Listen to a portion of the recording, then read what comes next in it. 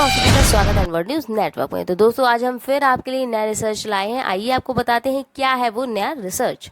तो वैज्ञानिकों ने रिसर्च में खोजा है कि क्या कैंसर पैदा करने वाला वायरस, जिसे EBV कहते हैं, और बढ़ते हुए ब्रेन कैंसर के बीच कोई रिलेशन है। चलिए आपको इसी के बारे में आगे पूरी बात बताते हैं।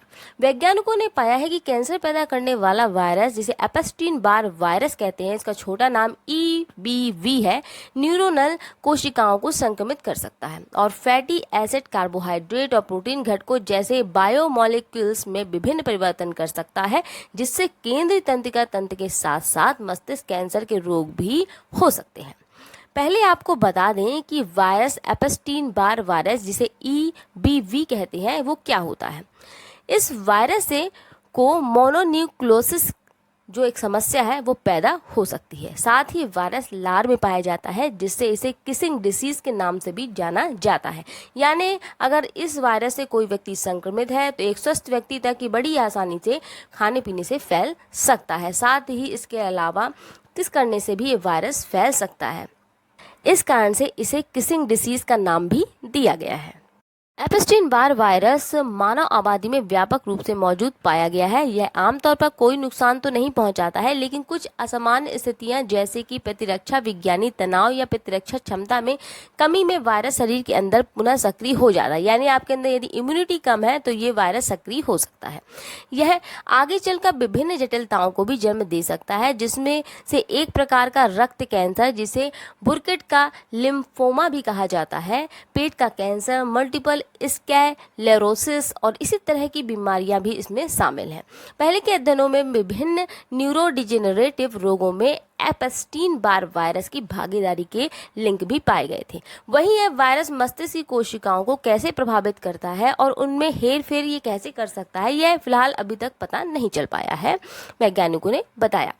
IIT इंदौर की एक शोध टीम ने मस्तिष्क कोशिकाओं पर कैंसर पैदा करने वाले वायरस के संभावित प्रभावों का पता लगाने के लिए FISC योजना के तहत विज्ञान और प्रौद्योगिकी विभाग द्वारा समर्थित रमन माइक्रोस्पेक्ट्रोस्कोपी तकनीक का उपयोग किया। वहीं ये भी बताया कि जैविक नमूनों में संवेदनशील रासायनिक परिवर्तनों को खोजने के लिए रमन प्रभाव पर आधारित तकनीक एक सरल और लागत प्रभावी उपकरण है।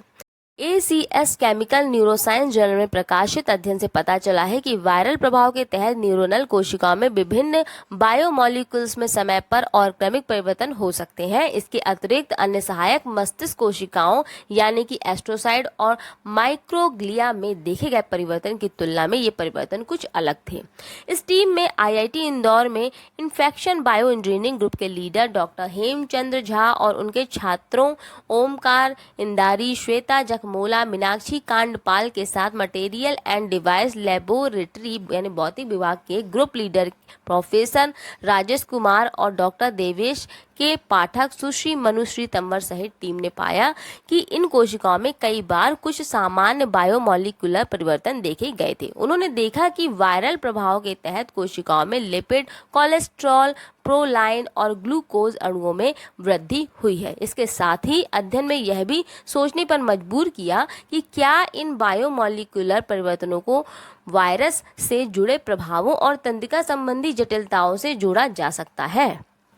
डॉक्टर हेमचंद्र झा ने आगे कहा कि शोध कार्य केंद्रीय तंत्रिका तंत्र के विभिन्न डिब्बों में EBV मध्यस्थ बायोमोलिकुलर परिवर्तनों को समझने में सहायता करता है, जिससे तंत्रिका तंत्र की बीमारियों को बेहतर समझने में उपलब्धि होती है। तो ये थी पूरी बात इस शोध को लेकर। फिलहाल इतना ही, फिर मिलेंगे नए शोध के साथ। इजाजत दीजिए, नमस्कार।